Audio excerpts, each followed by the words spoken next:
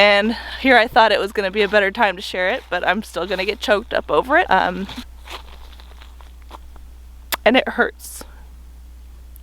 But those are two things that happened. Good morning, friends, and welcome back to the homestead. Happy New Year. Can you believe it? Another year has come and gone, and here we are in 2023. I want to go ahead and do a recap of all that had happened here on the homestead in 2022. All right, friends, so let's talk about January. In January, we had our very first snow here on the property, and it was actually the first snow that we have ever been in as a family. Growing up in Southern California, we were close to the mountains, which snowed, but we didn't have chains for our cars to go up those mountains. A lot of times we weren't there when it snowed. We would go up after it snowed and just kind of hang out in the snow. To actually be in a snow while it was snowing, that was the first time, and it was an amazing experience. That was also our first time taking care of animals in the snow, so that was a learning experience for us. Making sure our animals stayed nice and warm during that time, as well as just going out there in the freezing cold and having to feed the animals was interesting. My husband works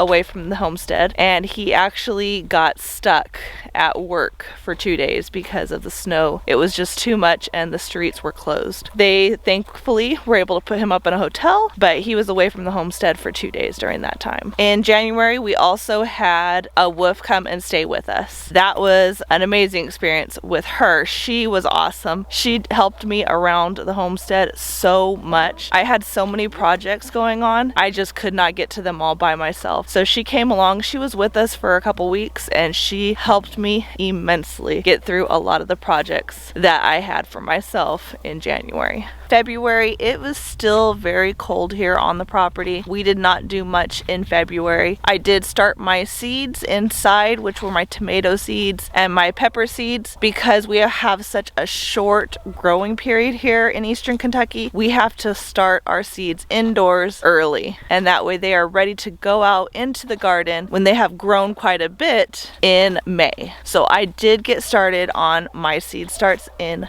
February. Another thing that we did in February is I went and visited some family. I went and visited Sow the Land in North Carolina, and I helped them move to their new homestead in North Carolina. That was a fun experience. I had a great time hanging out with them. They are a more established homestead, so I did get to learn a lot from Jason and Lorraine and what they're doing on their homestead that I can bring here to our homestead here in Kentucky. In March, we did a lot with our extension office. We got connected with them and we did a few classes at the extension office. One was our apple grafting class, which was a lot of fun, and I learned how to graft trees. Now, for the success of that, we only have one tree that actually grafted correctly and started growing. Some of the other trees, they just did not graft correctly, but they are still growing. And then we had a few trees that just did not make it. It was a learning experience, which was awesome. And now I know how to graft trees, and we just got to retry it again this year. Another thing that we did with the extension office is that they offered soil testing. Got to do a soil testing on our gardens for the first time, and they let us know what we needed to put in our garden to amend it. That way we can grow all of our food there that year.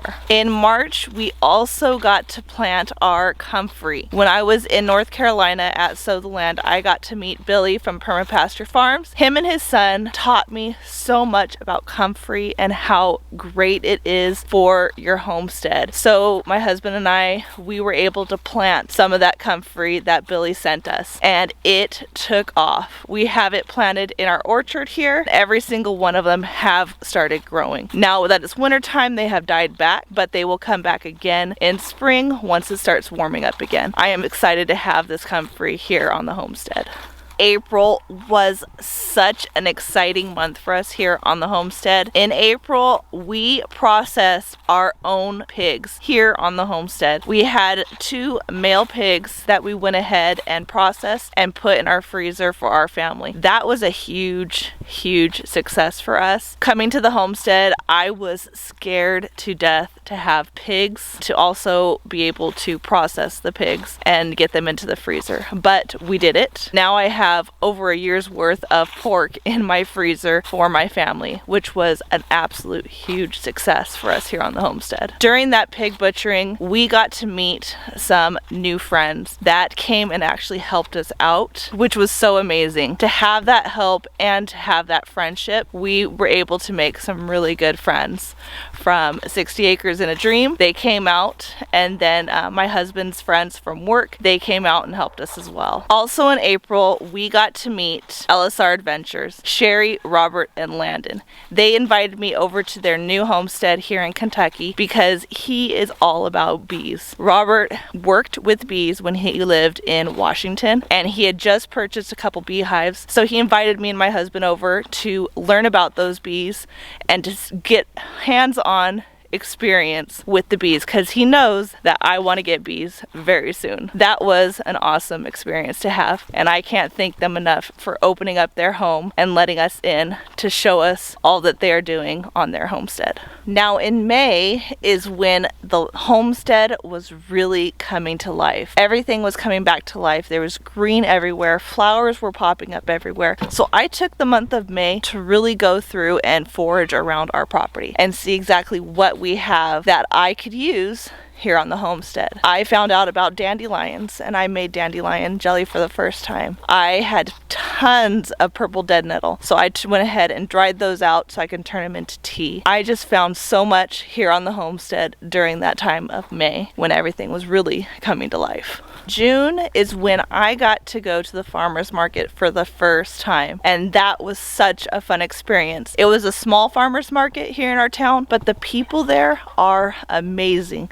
So sweet, very welcoming, and they just took me under their wing and just showed me around, introduced me to everybody. So it was really an awesome experience at my farmer's market for the first time. I did go a few times this summer, and every time was an awesome experience. I really enjoyed my time at the farmer's market this summer. June was also the beginning of our growing season here in Kentucky. I started to get my transplants out into the garden in June. We also went ahead and started a perennial garden, which was filled with raspberries, blackberries, blueberries, strawberries, and asparagus. That was an awesome thing to get into the garden, and that's something that's going to come back every single year. I'm really excited to see that this year when they come back and how they do. But let's talk about this garden. So this garden is massive. It was my first time in this garden actually utilizing every square inch of this garden to grow, and that was a lot. I think I bit off more than I could chew, but my garden did produce a lot for me in 2022, and I am truly thankful for every bit of food that I got out of this garden. I was also able to propagate some elderberries. I found a few really big elderberry trees here on the homestead, and I was able to take those and propagate them into pots and also plant them in different parts of the homestead. That way I will have elderberries that I can start utilizing in the near future so that I can make all kinds of things with that elderberries. In June, we got our 80 meat birds, and that was such a great feeling to have our meat birds back. My freezer had already started going bare from last year's meat birds that we had. I was ready to get those meat birds back in my freezer again, as well as I was able to have a bunch of friends come and learn how to process their own meat birds for the first time. That was such an amazing experience to have them come, and I was there to teach them and show them how to process their own meat birds. So now they can take that and be able to process their own meat birds on their property this year. At the end of July is when Eastern Kentucky was hit with that huge flood, and it really just ripped through our town here. We were very lucky here on the homestead. The waters did not rise to where it damaged anything except for my garden. My garden was flooded, and I did lose all of my tomatoes during that time. I had a few that were able to survive, but I lost the majority of my tomato plants in that flood. So it really minimized the tomato sauce that I was hoping to get from the garden this year. Compared to so many other families that lost their homes, this was nothing compared to what they had lost. So due to that flood in August, I was processing tomatoes left and right. I needed to hurry up and get any tomatoes that were ripe and get them processed. So that's when I went ahead and made the bulk of my tomato sauce that I have now in my pantry. August also started the rest of my canning that I did with all the other foods that I pulled from the garden, and I was able to put away quite a bit of jars down in my pantry. In September is when I continue to do a lot of my preserving and pulling the rest of the foods from the garden. I was able to do fermenting for the first time. I fermented chilies, and I also fermented cabbage to make sauerkraut. Turned out amazing. I will be fermenting more often. So good. Definitely enjoyed doing that. Also in September, we got to paint 2 of the 3 barns that we have. Our big barn, we still have yet to paint, but that's gonna be a big project. This barn is very tall, and it's gonna take a lot of gallons of paint to paint it. But we were able to paint the other 2 barns, which was a huge success, and they look amazing. They look brand new, which I absolutely love. All right, friends, in October, we went to Virginia, and that's when we picked up Mr. Hagrid, our boar. He is going to be the boar for our 3 females that we have, and we also got Hermione a couple of days later from another breeder a few hours away from us. So these are our newest additions. These are 2 new pigs that we got in the month of October, and we have big plans for Hagrid. We are hoping to get some piglets this year from our 3 females, as long as he's able to do his job. November was a very quiet month here on the homestead. Nothing really happened here. Just stayed inside. It started to get cold, so not much happened here in November. But December, did we get hit hard with that blizzard. That was the coldest I have ever been in. We had temperatures that were -4 with a wind chill of -25. It was cold, very cold. And having to take care of the animals and come out in that cold was a whole new experience for me. All right, friends, so that is 2022. That is our recap of everything that had happened here on the homestead, except for 2 things. Everything I share with you guys in individual videos, the successes that we have and the struggles that we have. But there are 2 things that happened on the homestead that I did not share. They were just too hard to share at the time. And here I thought it was going to be a better time to share it, but I'm still going to get choked up over it. You all see my dogs in all my videos. And those of you that have been with me from the very beginning have seen all of my dogs. And I'm not sure if any of you noticed, there are a couple that are missing. In February, we lost Coda. Coda is our Siberian Husky. We don't know what happened to him. He was here 1 minute and he was gone the next. We have searched everywhere for him. We went up our mountain the next morning and we searched and searched and searched, and we could not find him. So we don't know what happened to him. We are hoping and praying that he just got lost and another family has found him and that he is very happy and very loved with them. Coda was a very special dog. He is not a typical husky. He was very calm, very mellow, but yet full of love and full of energy. And he was just one of the best dogs that I could have asked for. The second loss that we had was Miss Wednesday.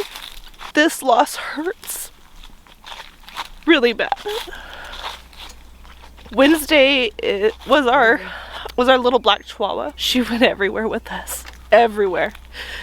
She was very attached to my husband. She was full of love and full of life. She would just run everywhere and she was into everything. She was digging up holes. She was chasing whatever she could chase. She got hit by a car right in front of us. And it hurts to have lost her that way. But we know she's forever with us. We've created a spot here where we can see her every single day. We have a stone for her and we have markings up for her. But those are 2 things that happened here on the homestead that I did not share. So now I'm sharing them with you. Homesteading is not easy, but it's what we chose and it's the life that we do love. And there are going to be losses that come with anything that we choose.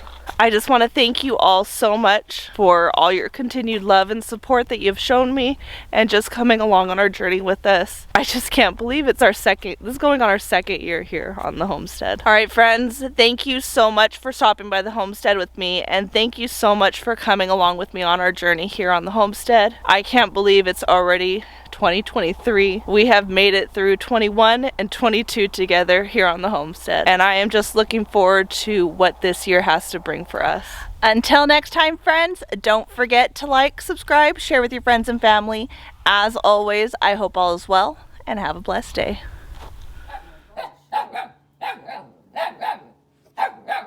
What is it, Coda?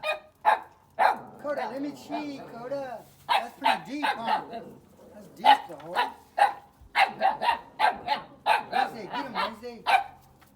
Give me some, Wednesday. Mom, you're a pretty girl, Mom. I have one of those.